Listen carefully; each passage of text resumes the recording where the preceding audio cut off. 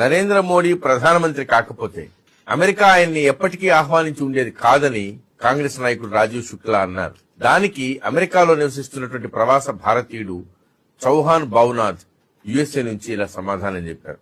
గౌరవనీయులైన శుక్లాజీ మరియు కాంగ్రెస్ సభ్యులారా, ఇప్పుడు నేను ఈ కాకపోతే కథ మీకు చెప్తాను, వినండి.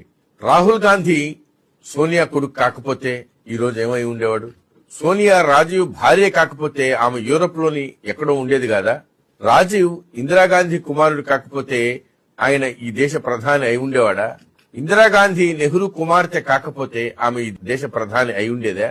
ఒక సాధారణ ముస్లిం పార్సీ గృహిణిగానే ఉండిపోయేది కదా.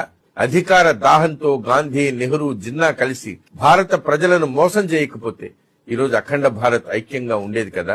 సర్దార్ వల్లభాయ్ పటేల్ స్థానంలో నెహ్రూ మోసపూరితంగా ప్రధానమంత్రి కాకపోయి ఉంటే చైనా ఈ రోజు ఇంత ప్రభావవంతంగా ఉండేది కాదు కదా.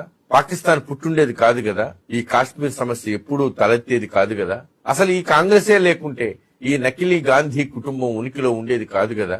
వీళ్ల బారిన పడి దేశం మొత్తం బంధుప్రీతి, మతహింసలో నాశనం అయి ఉండేది కాదు కదా.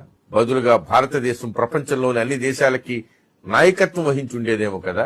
రాజీవ్ శుక్లా గారు, నరేంద్ర మోడీ భారత ప్రధాని కాకపోతే అమెరికా అధ్యక్షుడి కళ్ళలోకి చూసి మాట్లాడే భారత ప్రధానమంత్రి మరొకరు ఉండుండేవారు కానే కాదు.